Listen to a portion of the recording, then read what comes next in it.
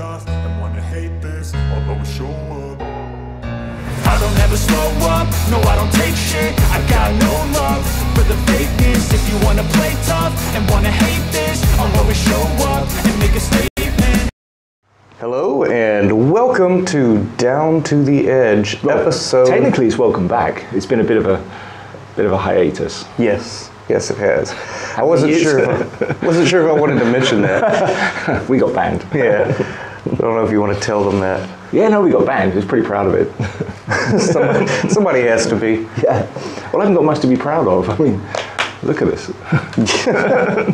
But yeah, this is episode 1 again, and we are going to be tackling movie analysis, reviews.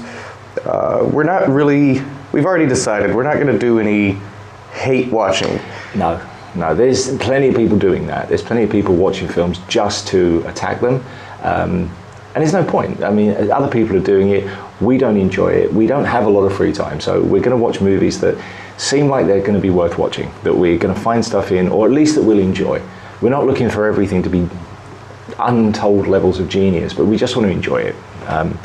Unless, as you said, if there's something to find in it. I mean, I will make an exception and watch something that I know I'm going to shit on if I also know there's some sort of message in there to pick apart beyond the fact that it sucks. Yeah. And if you see me wiping my head every 30 seconds, because you will, we are in the middle of Cambodia. Yeah. It is hot as fuck outside, and this bastard won't turn on the air conditioner because he's cheap. And the mic picks it up. So, yeah. So it's hot. He's only just got here. He's like a year. I'm 12 years into this place, so I don't really notice. Also, I drink water. Now, fish fuck in it. To steal the line from Archer, like season 3 or 4. Yeah, fish fuck in it. And since moving to Cambodia, I had to give up Mountain Dew, so I found something even worse and less healthy. Yeah. Well, I don't know if that's true. I mean, Mountain Dew is literally banned outside of America because it's so noxious. Well, it's one chemical. It's the bromated vegetable oil, brominated vegetable oil that is banned in almost every country. Yeah. But America's awesome. Every real country. But America's awesome. So. Yeah. Why is it awesome? Because we have Mountain Dew. Is that it? In 2024? Yeah. That's it. That's your... Get in a time machine, go back 12 years ago and ask me that question then. And I'll have a much more satisfying answer for you. 12 years? Yeah, probably longer than that. Yeah, a little bit longer than that. I know I left England about 12, 13 years ago because it was shit. I could tell the way things were going. I'd had enough. And I think America was pretty much in the same position, even then.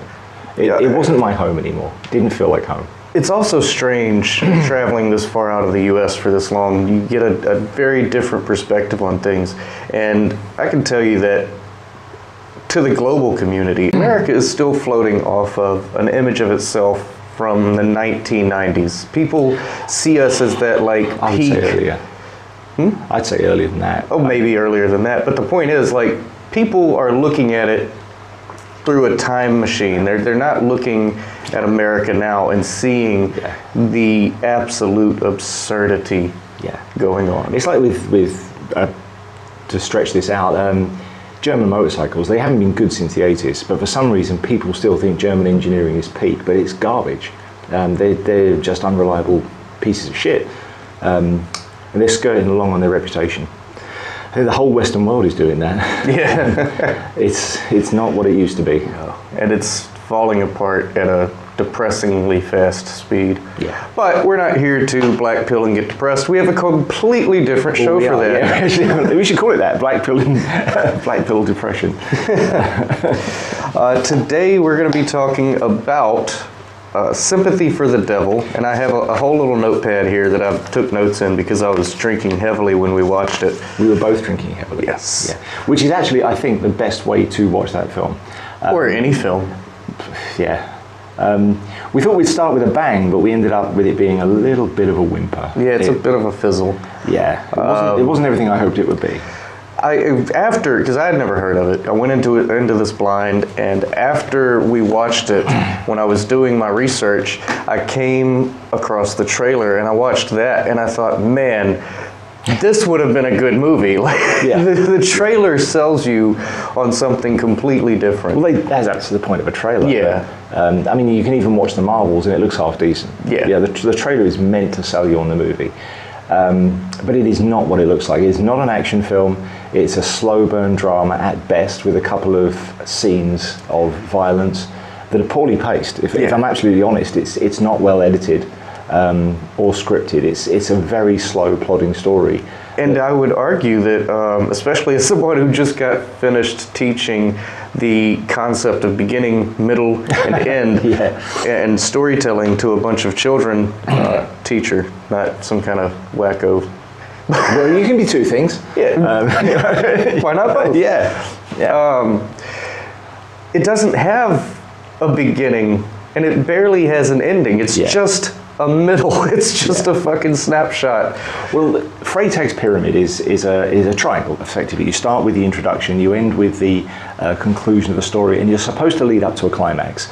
And it doesn't. It's poorly paced, so the climax is about 20 minutes before another smaller climax. So we end up seeing a scene which has the same tone as the climactic battle, but it's later on, so it disrupts the entire flow. So you end up on an anticlimax. You end up with disappointment. It feels like when you get to the end that there should be more. A lot of stories suffer from this. All the Dirty Harry films always left me feeling like there should have been something more at the end. We've just seen better action scenes earlier on in the movie, and that's what this felt like. It felt just poorly paced, just off kilter. Well, I would have been okay with that. I mean, that's not the first film in history to do this. But I would have been okay with that if the ending that they gave us was satisfying in any fucking way. Well, this is it. I mean, if it's not an action film, so the action sequence doesn't have to be the climax. The reveal could have been the climax, but the reveal just didn't work. Dramatically, it wasn't paced well enough, and we didn't have enough establishment of the characters for the ending to actually work. It did. I mean, in a romance story, when the couple get together, a single kiss could be the climax. Yeah. But this wasn't, because it didn't really know what it was trying to do. It's a bit of a shame that we didn't start with a better movie. It's hard to find. We were talking about this for days. Well, we even skipped last weekend because we couldn't agree on a film. It's hard in this era to find a movie worth watching. And everything that we have any interest to talk about, we've either already talked about on our previous show, or it's been done to death. Yeah. Everybody's talked about it. The classic movies is going to show up and listen to us say it. Yeah. I mean, there are some very, very good channels out there analysing movies. We think we're going to bridge the sort of netherworld between entertaining and intelligent discourse. We can break down a movie, because this is something I actually teach. Movie analysis is something I teach at school, in high school. So it's something we can talk about. This film, there wasn't much. There is a few things. There's a few little details. I mean, it's barely more than a Nicolas Cage vehicle. He carries the film. Joel Kinnaman, he does a good job. He's competent, but you can't put someone like him in the shadow of Nicolas Cage and be just competent. No, and Joel Kinnaman looked like he had lost some weight or something. He was skinnier. I don't think he did. I think he put on weight for Altered Carbon. Altered Carbon, and then he had some surgery, right? Suicide Squad. Yeah, he put on some weight. He had a chest problem. He had a bone problem or something. So he had that filled out, and he put on some weight for that. I think he's just back to his normal size. He looks fine. He looks healthy. Yeah. But he's not. He kind of looked like me with hair. And millions of dollars. Yeah. He's a competent actor. I like him as an actor, but he was playing it straight next to Nicolas Cage, who was. And Nicolas Cage it was a fairly restrained performance for him. Yeah, really. But he still manages, because of the restraint in Kinnaman's performance, that Nicolas Cage just chews up every scene that he's in. Not in a bad way. He carried the film. He makes it worth watching. I can imagine a lot of people would have just zoned out by the middle of the film. Oh yeah. Nicolas Cage makes it engaging. You're keeps really you just going. watching it for Nick Cage. Yeah, yeah. There's actually a review on the IMDb where someone says it's only for Nicolas Cage fans, and there's a definite merit to that comment. If you don't like Nicolas Cage, you aren't going to like the film. I thought it was a slight departure for Nicolas Cage. I mean, he's playing a villain, which he's done before, but he did a good job of it.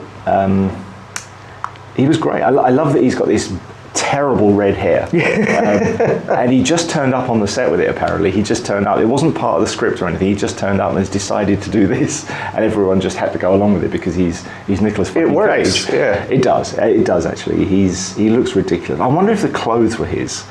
I wouldn't doubt it. I really wouldn't be surprised if he outfit and everything. Yeah. Brought his gun to work. Yeah. Yeah, I could see that. So for those of you that haven't watched it, I mean, there's going to be heavy spoilers. We're going to break everything down. Basically, Joel Kinnaman plays David Chamberlain, and he's on his way to meet his wife. He drops off his son. We find out through conversation that their firstborn child had complications and didn't survive.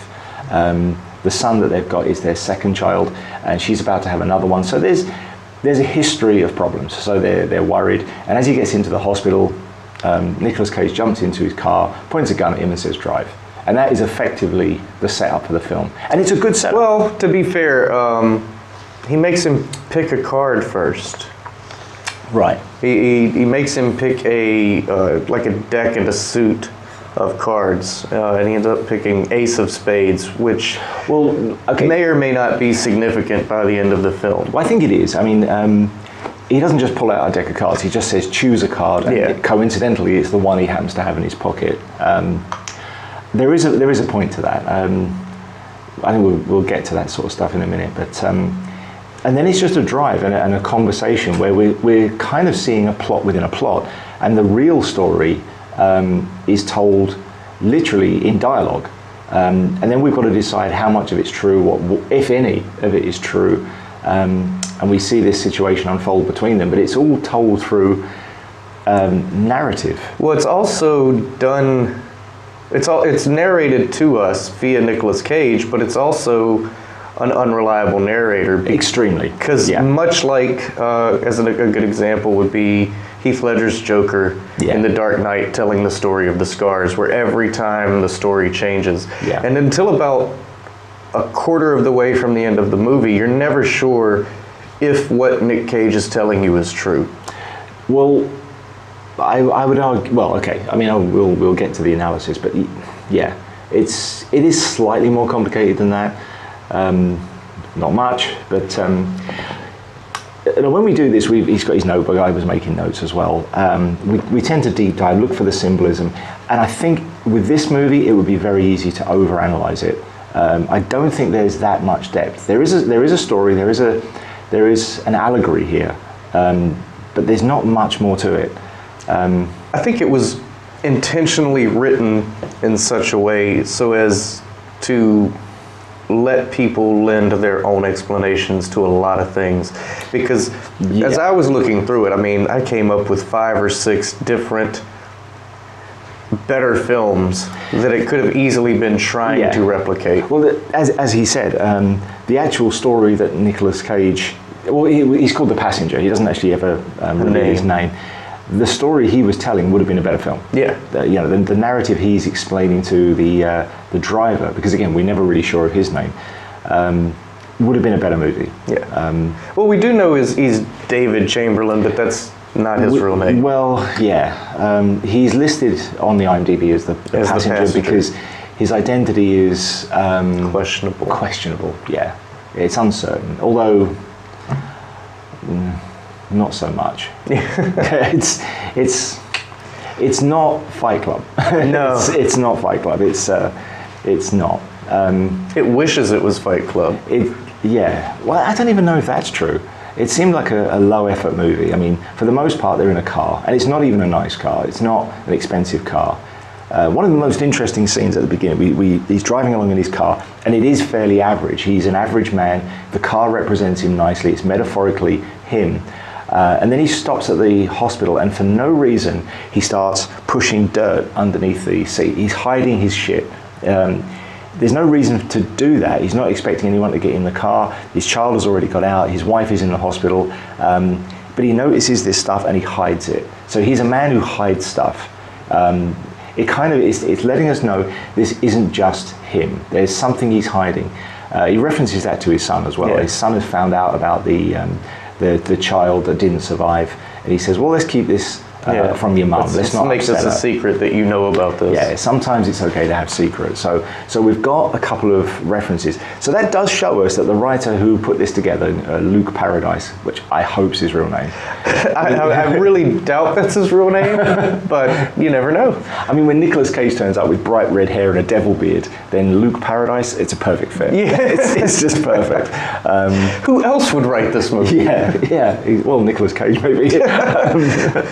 Oh, what if Nick Cage is Luke Paradise? That's interesting.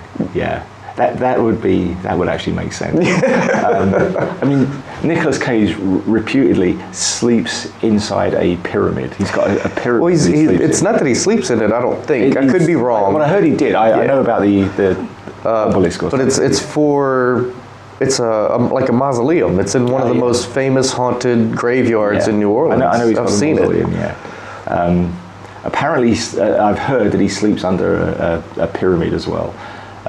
So he's got some shit going on. I've always respected his choice, however, to be Nick Cage and not absolutely. Nick Coppola. Yeah. He abandoned an easy path. Yeah. And he took his own. And his early stuff was probably his best stuff. To be fair. I mean, he's had good stuff throughout, he also has sprinkled in a lot of trash along the way. Well, he's gone off in different directions. I think he could have done better with his action career. You know, he actually made, they were probably some of his best films. Yeah. Face Off. Face Off was great. Gone in 60 Seconds was a good remake. Oh, God, of a terrible film. Have you seen the original? No. Oh my God, it's the worst garbage you've ever seen. The only there's a couple of redeeming features in it. It's not a high budget film at all. It's a low budget film made by a guy who is completely fucking barking mad. He puts himself in the film and they just steal a load of cars, and it's just a low budget. It's got the quality of a 60s porn movie. It looks like it's shot on the same kind of film. It looks terrible. But there's a couple of really good scenes. One of them, they're stealing this car, and as he opens the back door, there's a fucking lion in the car. It just jumps out and he runs off. It's like, what? And then the finale, there's a huge car chase at the end. Nothing at all like the movie with Nicolas Cage in it. And it's carnage. There's police everywhere, and the guy just steps out of his car, gets into another one, and drives off. And somebody just sort of gets arrested. But this isn't my car. And it's just complete nonsense. The sequel, they were starting to make a sequel, and the director star was killed in an accident because of just the horrible low quality. And that had, I forget his name now, one of the guy that went on to write Star Trek and Battlestar Galactica. He was attached as the writer for the second movie. Battlestar Galactica, the show or the remake? The earlier remake. His name will come to me. It was one of his early works, and they didn't get on at all because it was just punk rock movie making, and he was killed. An accident happened, a water tower fell on him and crushed him. Crazy backstory, wild tangent off there. I don't even know where we were in the movie now. No. Well, Nicolas Cage's career, I mean, I think his action career was a pretty good choice because it put him in the mainstream, and he obviously made money doing stuff like that. We also did really well in like gritty mystery thrillers like Snake Eyes and 8mm. Yeah, my take on it is he's a serious actor. At least he sees himself as a serious actor. And those action films are what you do to make money. And I think the more serious stuff is where he was more invested. Yeah. That's the impression I always got. Now the sort of crazy films like this, because he can. Yeah. I think his own production company is involved. I mean, Willy's Wonderland, he paid for that. Unfortunately, I don't think he was the best choice for the protagonist, but he makes these movies. He's an artist, like him or not. At least he believes in what he's doing. And I even respected the what is it? I always get the name wrong. It's the secret or the crushing weight of massive talent or whatever. I've it actually is. not seen it. I don't like Pedro Pascal. I don't either, but it's really good, and I bet it is. You can respect the way he constantly pokes at himself. Yeah. I like a man who can take the piss out of himself. Yeah. Anyone who hasn't got a sense of humor about their own failings is a disaster of a person. It's one of the scenes from the trailer, and even knowing that it's coming, you still laugh. It's like when Pedro Pascal is showing him all of this memorabilia that he's got from his career, and he's got this full-size, life-size replica wax statue of him from Face Off with the two guns, and they're just standing there looking at it, and Nick Cage goes, "This is grotesque." And then he looks at him and says, "I'll give you $10,000 for it." This is one of the things from the film that confused me. I like guns. I like shooting. And he's got two guns, and it doesn't make sense. Nicolas Cage at first pulls out a revolver. Now, it's all done in dark. It's very difficult to see what it is. My first impressions was that it was a silver Smith & Wesson 38 Bodyguard. It's a short revolver and it looks like it's got a bobbed hammer, but the extractor doesn't look like a Smith & Wesson. So I'm not sure what it is, but he never uses it, never pulls the trigger on it, never fires it, and as soon as he does have to fire it, he pulls out a much bigger Colt 1911. So he uses it one time. Does he? Yeah, he uses it to kill the first cop. No, yeah, you're right. Yeah. Well, he shoots the cop, but then he kills him with the other gun, yeah. No, you're right, yeah. But that's the only time that he uses it. And I never really got a great look at it, and I'm not as familiar with revolvers as I am with modern firearm tech, so I really couldn't tell you. To me, it just looked like... It's very generic. Yeah, it's very generic. It looked like an old snub-nosed 38 detective series like you might find back in the 70s.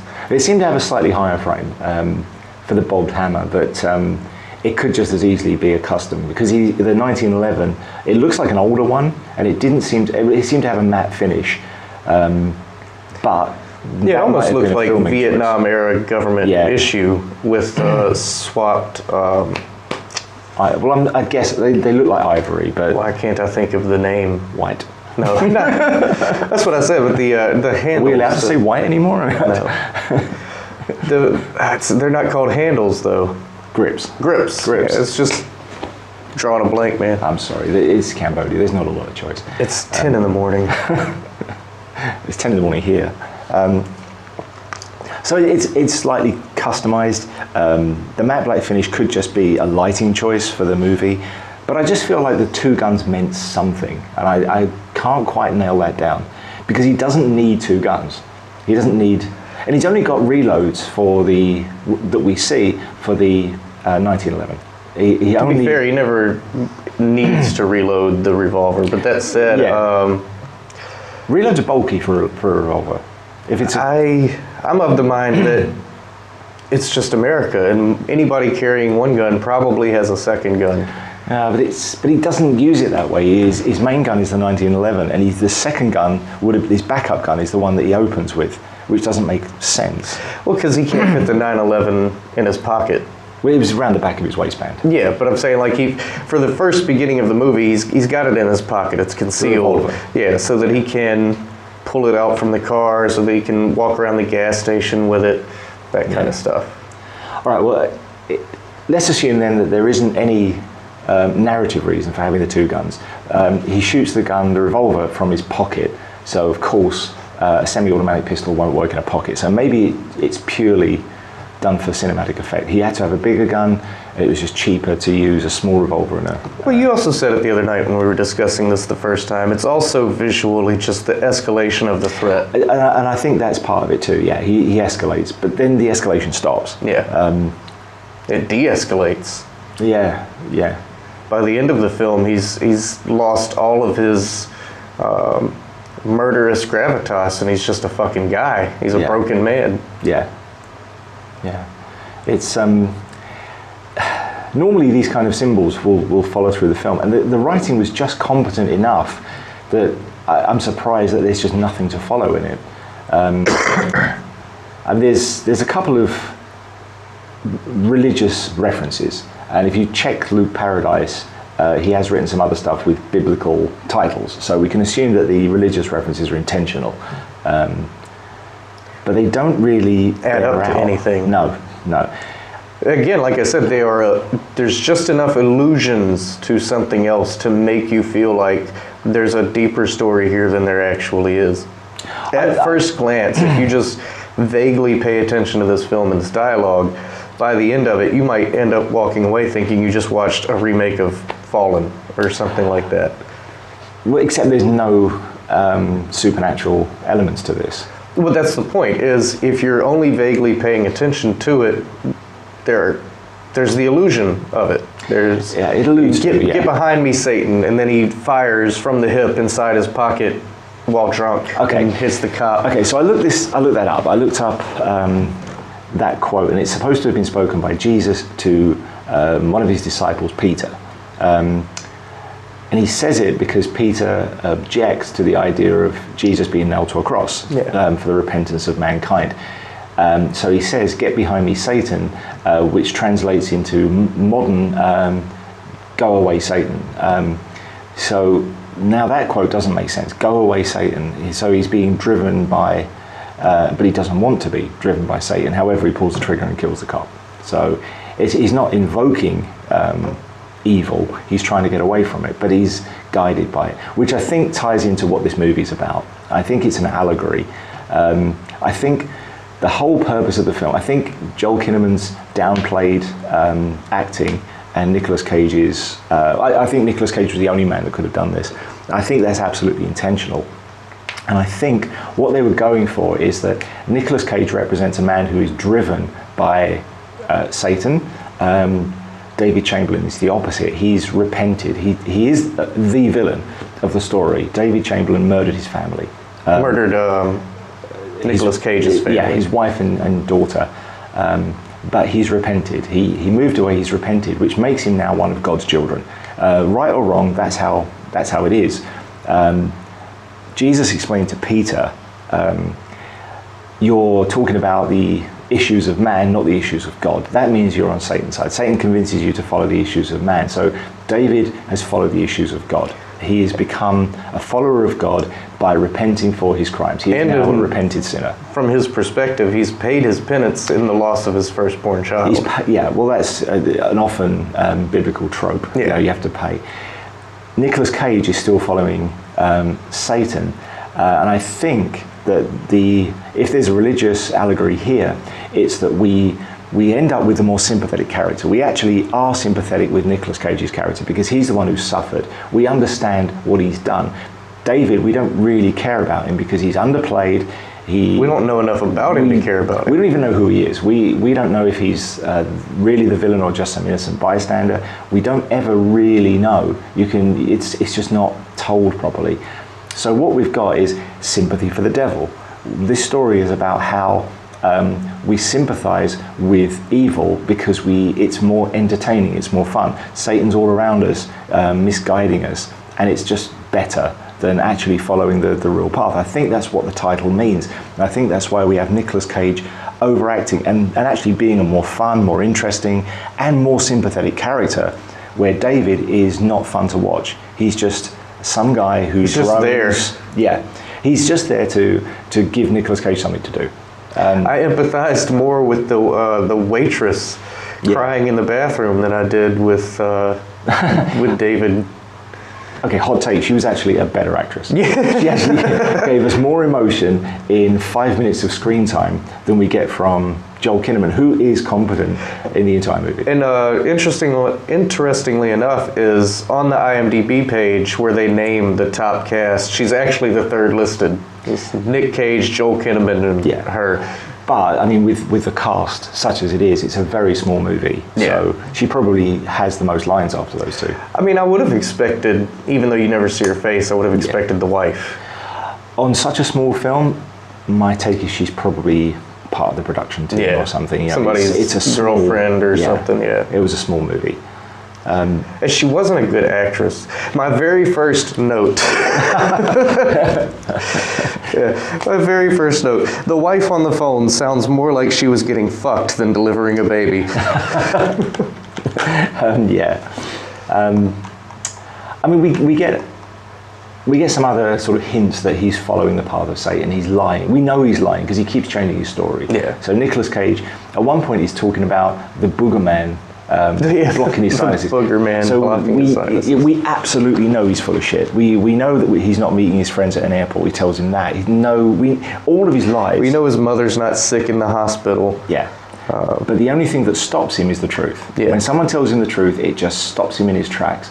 So when David reveals, I am this other character, Nicolas Cage just switches off. Yeah, that's one of the best scenes, going back to the waitress chick, that's one of the best scenes in the film. Yeah. Is the bathroom scene where he's deciding whether or not he's going to kill her, and she's just like crying, and she's just, no, I was being a dick. Yeah. And you can see he's warring with it, and then he just walks off. Yeah. And the truth just shuts him down. Yeah. Which again, in religious terms, Satan has no power except to convince you of to do the wrong thing. So it just switches Nicolas Cage, his character, off. Yeah. So, well, there's also, I don't know if this is reaching too far, but there's also a message in there about if we continue along this path that you're using, that Nick Cage is representative of following the satanic path, and Joel Kinnaman's character is symbolic of following the Christian path. Yeah. In the beginning, Kinnaman is this quiet, reserved everyman that he's very unassuming. You don't expect him to have any sort of backbone, for lack of a better term. And by about halfway through the film, Nick Cage has pushed him and pushed him and pushed him and pushed him until he finally starts to fight back. Yeah. And whereas for the first 2/3 of the film, it feels like obviously Cage is going to win the outcome of whatever comes out here, whatever happens here. By the end of the film, that's not the case, and good squeezes by and ekes out a win. Yeah.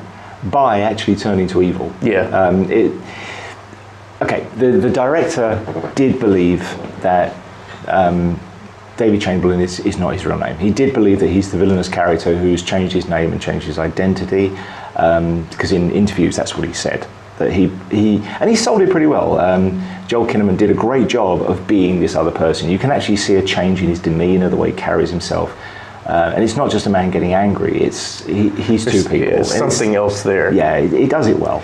But we see an escalation. We see the first thing he does is just, I don't know why it does that. I'll switch off the gesture control. And we're back from jump cut number 2. We still have an unknown problem with the camera. Just put in a clip or something. And, well, yeah. And looked more professional. Well, that's the point. This comes in after the clip. We're back from the clip. This fucking guy. He's an American. I do apologize. I mean, this is much better than it used to be. We used to have, streaming, and it was difficult. It was a lot of cutouts and dropouts. It is what it is. Yeah, we'll see how well it is or how easy it is to edit this now. Yeah, we're learning. So yeah, he's learning. Yeah, you can't teach an American. It's like trying to teach because we know everything. Dog. Duh. I don't even know how to react to that. So the allegory. What do you know? Yeah, the allegory. He's come up with this allegory, and he's hung a weak story on it where Satan's spinning all the lies and trying to convince David to go off the path, which I think he does. He turns to violence. He goes off the path, but because Christianity is such as it is, all you got to do is be sorry about it, and it's all good. So he reminds himself, I am David, even though he kills heavy spoilers, he kills the police in the process for no reason, really. Yeah, I mean, at very first, when that scene happened, for a moment, I thought that it was Nick Cage who made those shots. And I was like, wow, he's laying on the ground, he's fucked up, and he still killed those guys in 2 shots? That's impressive. And then Joel Kinnaman comes walking over with the gun, and I was like, oh, shit, it's him. Yeah, there's no reason for him to have killed those 2 cops. No. It didn't narratively make sense, apart from now he's the bad guy. Well, I mean, I would argue that it's almost confirmation that he was James Levine. He was, at least for the director. He knows that if the cops manage to arrest Nicolas Cage, that he's going to let all of this spill. It's going to come out. Yeah. So he needs those cops to die so he has time to kill Nicolas Cage. Yeah. In terms of narrative, maybe, but I feel like it was more of just an instinctive thing. He had the gun. There were people with guns. He shot them. But then he has the presence of mind. He wipes his prints off. He puts it in Cage's hand. He's a professional killer. Yeah. You know, and it just, now we see him as he really is. He's taken the mask off. I still don't know and I brought it up in the beginning, I still don't understand the significance of picking and taking the ace of spades, because after he kills Nick Cage, the ace of spades has fallen out onto the ground, and he picks it up and he puts it in his pocket. I think the significance, I don't think you should be putting significance on the actual face of the card. I think the point they were trying to make is Nicolas Cage knows who he really is, because he was able to pick the card he would have chosen. I think that's all it meant. It's like, I know you. I know who you really are. Choose a card. He told him the card. Oh, look, here it is. I know who you are. I don't think it mattered what card it was. Yeah, then why take it? Because at the end, it's just a reminder, he knows who I am. Maybe. I think it was just symbolic. I don't think the actual face value of the card means very much. I think it was just symbolism. Maybe. I don't think it had a greater value. I think it was just unconsciously telling us Nicolas Cage knows who he really is. He tells him as well later on, I know you from Boston, you look like this guy, I only met him one time, which kind of blows it apart, because they would have known each other, they would have recognised each other. So he's really bought into this. Well, he hasn't bought into this David reality. That's not but how we're supposed to see it. At the moment where he says that, that line about having met once, and he's talking about the guy who used to drink himself to sleep every night. Yeah. At that point in the story, he is still lying pretty heavily. Yeah. So it could have just been that. It could just be one more lie. Yeah.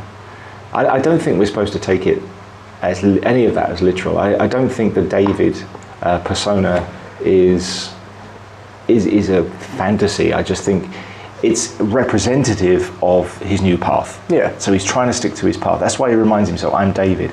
He's not really telling himself, I'm actually this character. He's telling us, I'm back on this path. I can't let this take over again. Humans sin. Yeah. I don't buy into some of this myself, but humans sin. It's about getting back on the path. We've already been forgiven for our sins. Yeah. So it's all good, so long as you follow the path of righteousness, which he goes back to. I don't think David Chamberlain is meant to be taken as a character. I think it's a choice, a path. I think it's all told in allegory. It's a religious allegory for righteousness versus the lies. I think if you go further, you could probably find connections to actual biblical stories. I'm no Bible expert. Well, even Nick Cage, as he's going through, a number of times he references biblical stories and he uses biblical quotes. Yeah, which takes us back. I mean, it's the only thing that's repeated. It's the only symbol that is constantly repeated all the way through. Yeah. So we have to take it seriously. If we're going to do an analysis, we have to accept that this is a biblical story. There's biblical references here. Yeah. It's morally ambiguous because you've got these two people fighting on both sides. They're both terrible people, and they chose an inexperienced Israeli director who has made only some low-budget stuff with moral ambiguity as its core. They're all the same movie. Once you look up this guy's previous works, he's just telling the same story over and over and over. Yeah. It's a mystery thriller set, and they're all set somewhere different in different time periods, but they're all just mystery thrillers that are written in a way to make you question the intentions and motivations and identities of the characters until the end. It's the same story. But he hasn't done anything so good as to make himself stand out to be given a Hollywood movie. So we have to think, it's his it's his preference for these kind of stories that has connected him in some way. So these And he has a morally ambiguous. PhD in philosophy from Columbia in New York City. Yeah. What is that worth now? I mean, could you buy a can of Sting for that? You could probably wipe your ass with it. Well, actually, in America, that's probably high value, isn't it? Yeah. All the shortages and stuff. People are killing each other over toilet paper. Though I don't think that's happened in a few years. That was mid-COVID that the toilet paper deaths were happening. Well, there is a video on YouTube, if you go looking for it, about how to make the best black powder out of toilet paper. So maybe that's interesting. Yeah, maybe in times of trouble, that's why all the toilet paper goes missing. I think it was just one more way to piss people off and rile people up. One more troll on top of all the other trolls. Yeah. But that's a different conversation. That's a different conversation. Yeah. The setting is not that great. A lot of people say the setting's fantastic. It really isn't, because you don't see much of Las Vegas. It's all done in back streets, and it's and at night, so you see almost nothing. Yeah. The most visually entertaining thing that you spend more than 2 minutes on is the diner. Yeah. It was originally written for Los Angeles, unless I'm wrong. It may have been New York. I think it was LA. But Nicolas Cage wanted it to be moved. Out of those three, I could see why Vegas would work better. Yeah, of course. I mean, you need quiet, empty back streets, or the film couldn't work. I mean, they're firing guns a lot, and they're in the middle of the Mojave Desert. Yeah, because it doesn't make any sense in an LA environment to be firing guns and have no reaction whatsoever. Actually, it does. It's LA. That happens all the time. Really? Same with New York. Yeah. There's no police are called. I'll give you an example. And this was in 2006, 2005 or 2006, right after Hurricane Katrina. Right. The New Orleans Police Department ran a test to see how these things go. And they took a firing barrel and an AK-47, and they went to 900 different locations throughout the city and fired off a magazine. Right. They got one call. Wow, okay. Our major cities are, I mean, it's not to make it sound like they're war zones or anything, but The people are used to it. yeah, people are very used to it. Okay, well, I stand corrected then. But it does work better. Like, while that's being said, if you fire off enough guns and you just get unlucky and you're in the wrong place at the wrong time, yes, the cops will show up. It works better that they're on these secluded highways in the middle of the Mojave at 1 in the morning. Certainly to an international audience, I bought into it more. Yeah. In LA, a more densely populated place, I would have had questions. Yeah. But yeah, it worked. And it looked right. I mean, but it wasn't spectacular. People say it is, and it wasn't. There was nothing about that film that felt big budget.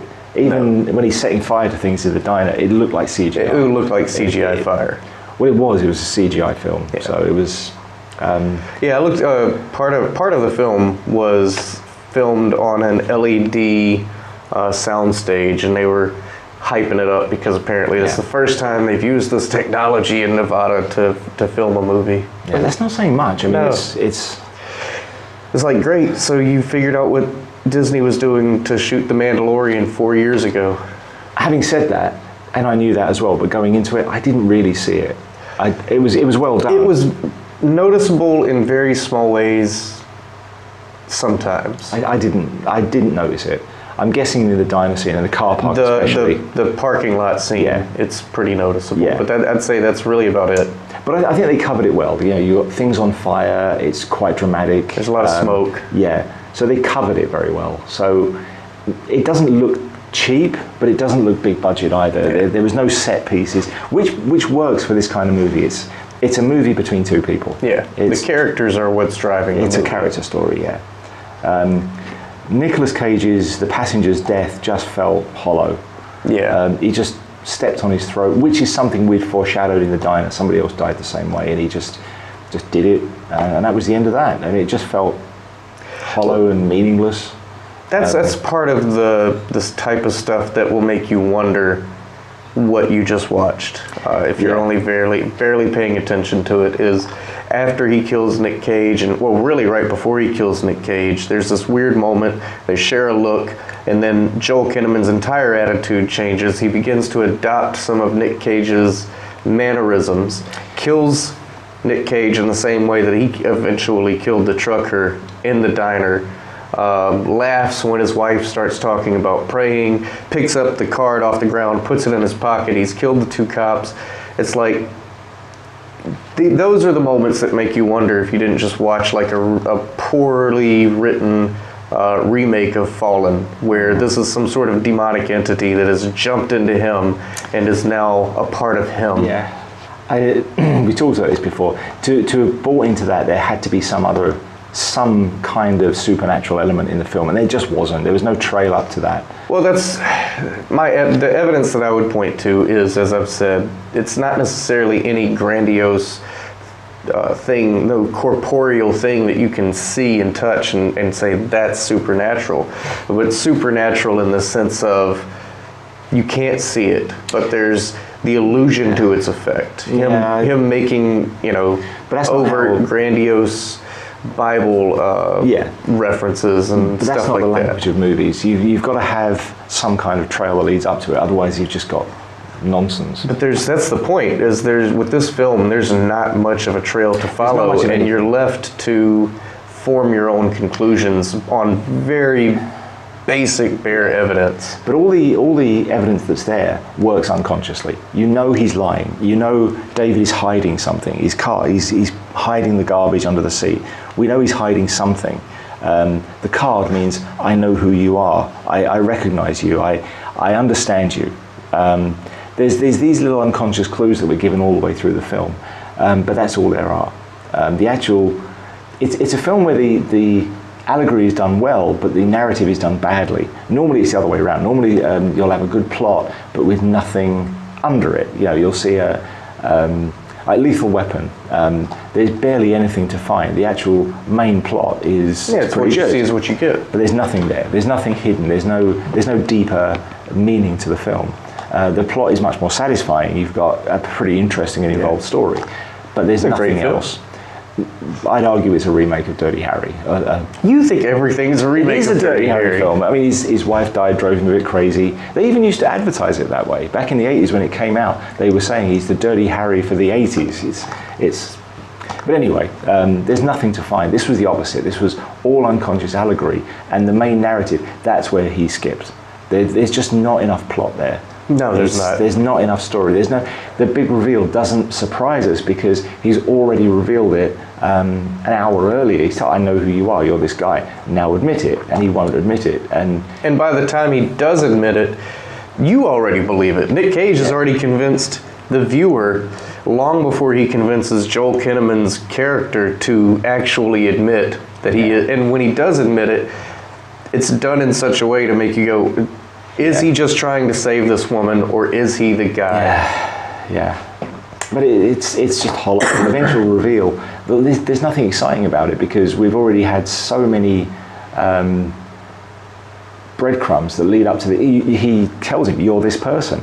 And we see all these little bits of evidence that make us think, okay, there's something to this. So by the time it's eventually revealed, it's just a shrug. There's no...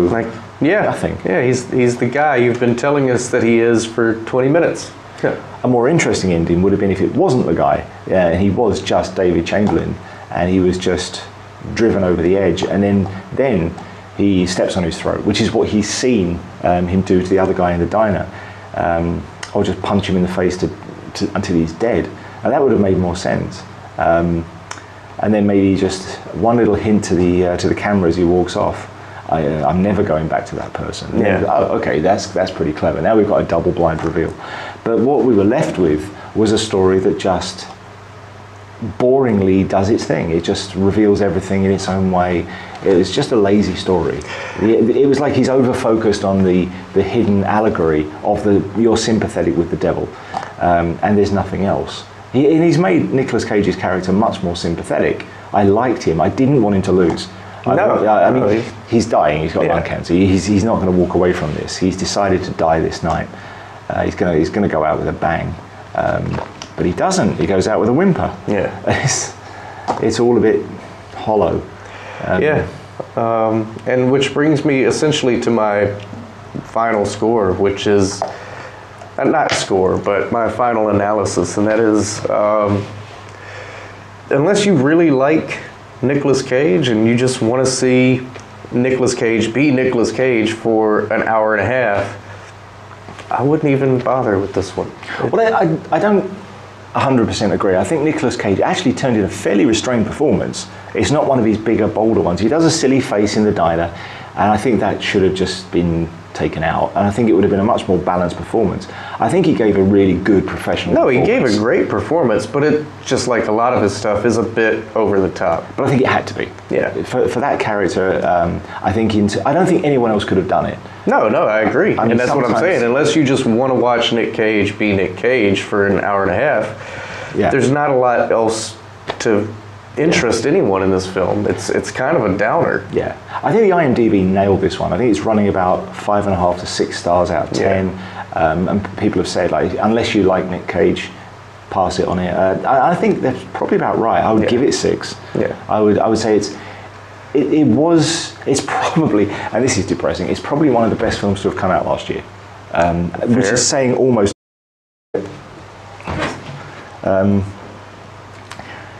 Yeah, in 2023, there just aren't good movies coming out, so it's very hard to find one that isn't much older. I like older movies, but I just don't want to re-watch old films all the time, so it's hard to go back and watch them. It was a good movie. I'm not recommending it as a movie. I'm recommending that, it's a good enough film. It'll waste an hour and a half. There is a little undercurrent in there, so it is worth watching. But it's not a film I would go out with high expectations of. It's a rainy afternoon movie. It's not a film I would watch twice. No. Once you've seen it, you've seen it. There's nothing else to unpack there. Yeah. I mean, we tried. We really tried. I had to go into who the writer was. I had to go in and look who the director was. We had to go looking for biblical references. I had to understand what the title was. There was a lot to unpack to try and find what they were going for, because all the messaging was unconscious and veiled. It took an effort to find out what this movie was about, because they don't know what it's about. Yeah, well, this is the point. I mean, okay, it is a religious allegory, but it might be unconscious on the part of the writer. It might just be he feels that people are too sympathetic with the forces of evil and they're not really thinking about the forces of good, and it might have been written around his unconscious ire at the situation, and it may not have actually been written to be deliberately like this. The thing is, they always say, the English teachers always tell you, there's a reason why the door is that colour. The writer himself might not have known why he made it that colour, but there's a reason. And I think that might be true of this film. I don't think so. I think that it was competent, the card, the references, the hiding things under. Now, whether that was the director or the writer, or they're the same person, or Nicolas Cage wrote it, because he did have a lot of feedback. So it was competent, but it's not fun. It's not a fun movie. It's not an enjoyable movie. It's a slow burn drama with some action scenes in it. The trailer does not do an honest job at all of selling this film. The title's misleading because you've got this character with fire red hair and a pointed goatee beard. And a red suit. I'm not sure what the gun was. My guess, I think it was a Smith & Wesson, even though the extractor didn't look right. My guess, if it was, it would have been a Colt, because the Colts tend to be named after snakes, and that would have been an interesting biblical reference too. But I don't think it was quite that clever. If it had been a Colt Python or an Anaconda or something, that would have made perfect sense. It definitely wouldn't have fit in his pocket, though. A 4-inch Python, 2-inch Python would. And it would have made more sense. I mean, in terms of narrative, they could have put a water pistol in his pocket. It wouldn't have mattered, a rubber gun, and then just pulled the thing out nice and silver. It would have worked. The snake motif. But I don't think it was that clever. The Colt 1911 looked a little off. It had a matte black finish, but that could have been because of the lighting. They just didn't want to. I mean, because the lighting was probably an issue with an LED soundstage. I don't know. But that was odd that he went with 2 guns where there didn't need to be 2 guns. You don't normally do that in a film, apart from the idea of the escalation. The things is getting more serious because the 1911. in case you don't know, it's a 5-inch barrel. It's a pretty intimidating gun in a man as average sized as Nicolas Cage, and it's certainly, when he pulls it out, it certainly feels like an escalation. And it's a stopping power. 45 is a big bullet. Yeah, it is. At low range, it's a very aggressive bullet.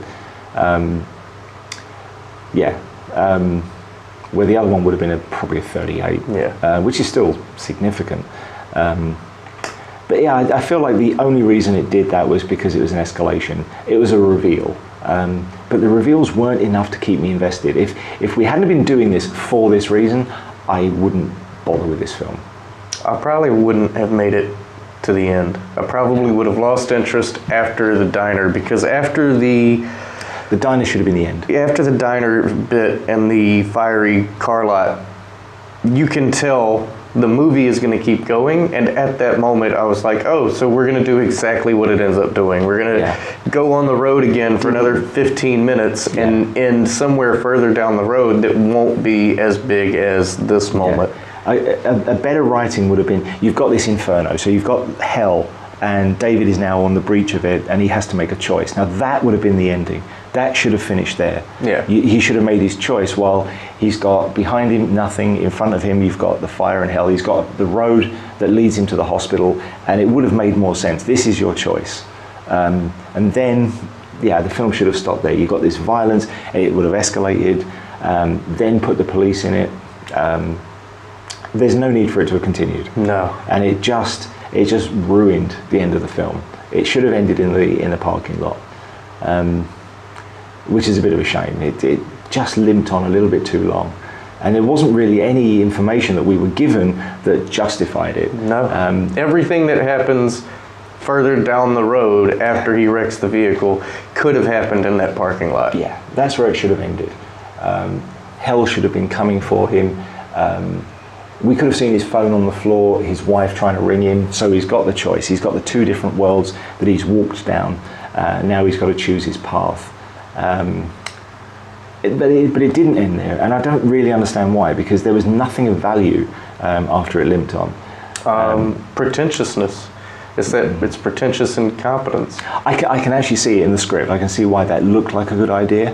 I can't see why it looked like a good idea, but I can imagine why it looked like a good idea.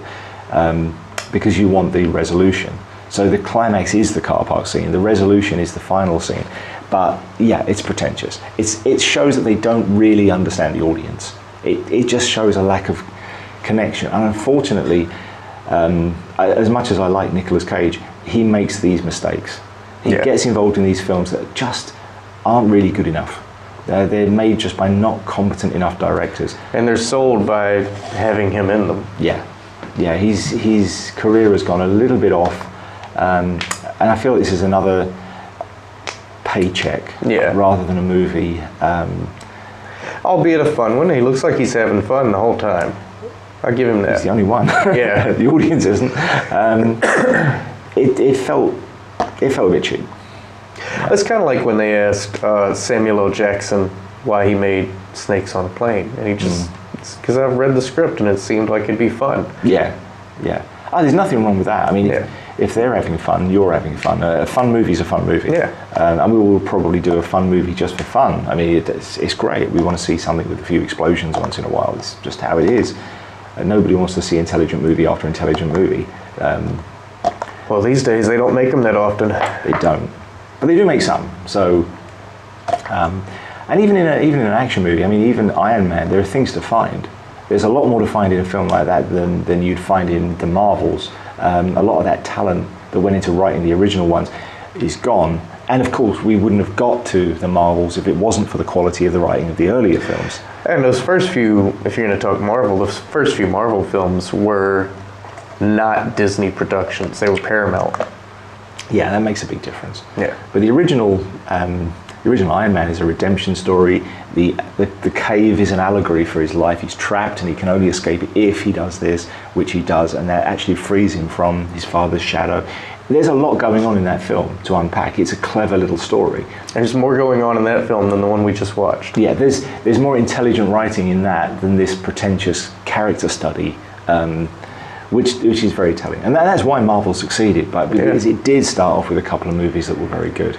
It did start out well with the best of intentions. Yeah. But of course, it's in Hollywood, money is a cancer. And as soon as you get it involved, somebody's going to take over. Yeah. And that's just how it is. So I guess we're not recommending this one. I would not.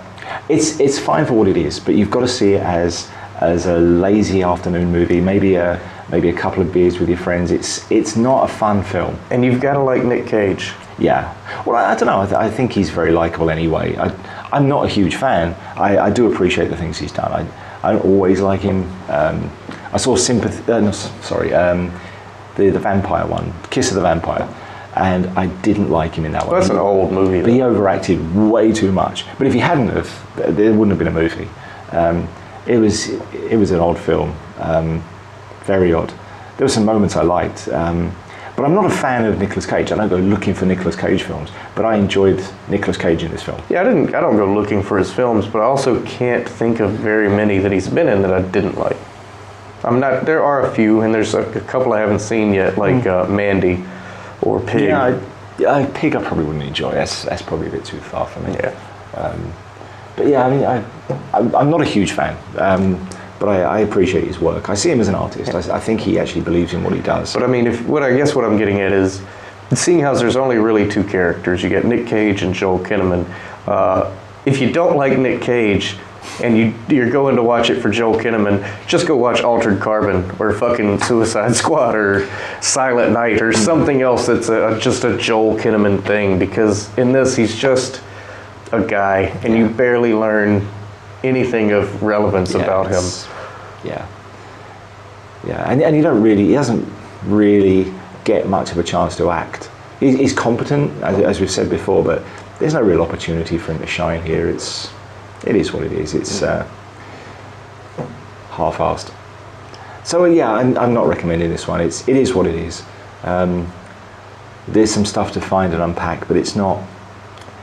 It's 2023. It's good for what it is, but I think this is the way movies are going. Smaller budget, character-driven. What they're going to have to is investors start to pull out, because these things are not making money anymore. No. But what we'll see, I think, is better quality writing and production values, because they're going to have to.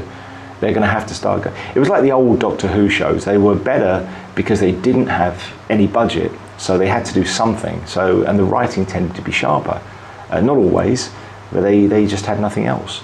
So that's fair. I think movies hopefully will go this way, where they'll become smaller, more intimate productions, and we'll go back to what they were in the 60s and 70s, where they're more in touch with the audience, where they're telling stories that we can actually relate to, because you've got to get an audience into a cinema without guns and explosions and laser beams and all the kind of crap that they're now using instead of production values.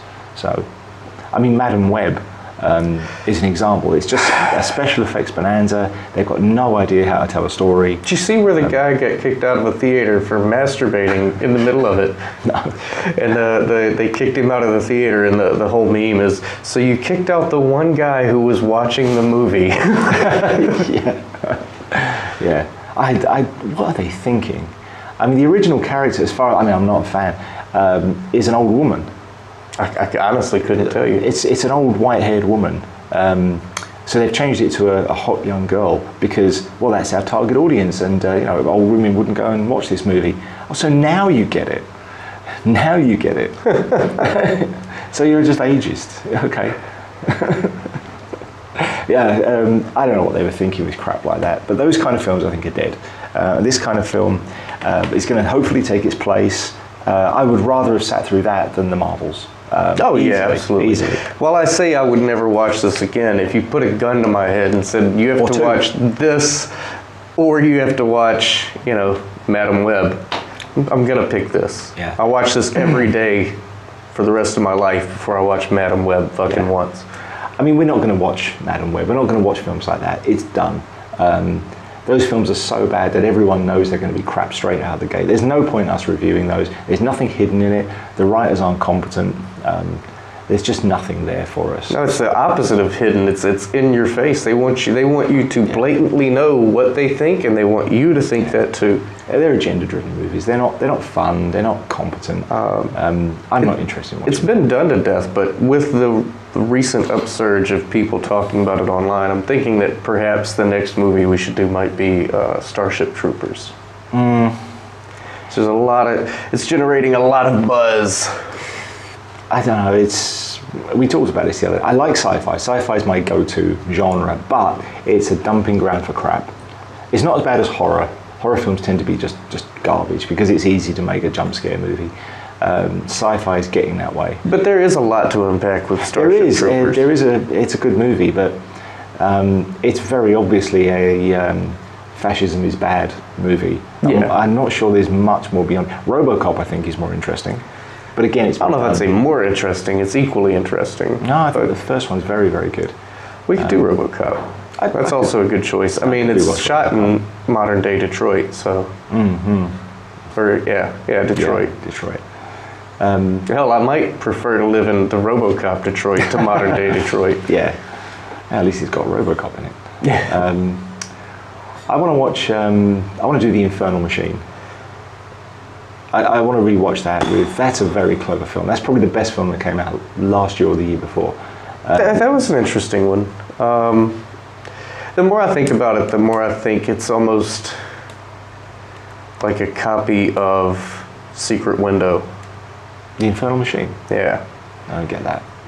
There's a lot of similarities. There's different payoffs at the end, but the trip along the way reminded me heavily of Secret Window. Okay. I don't know if you ever saw that. You'd probably like that. It's a book or a movie about with Johnny Depp about a writer who's living in isolation. It's a Stephen King though, isn't it? It might be. Yeah, I don't like Stephen King.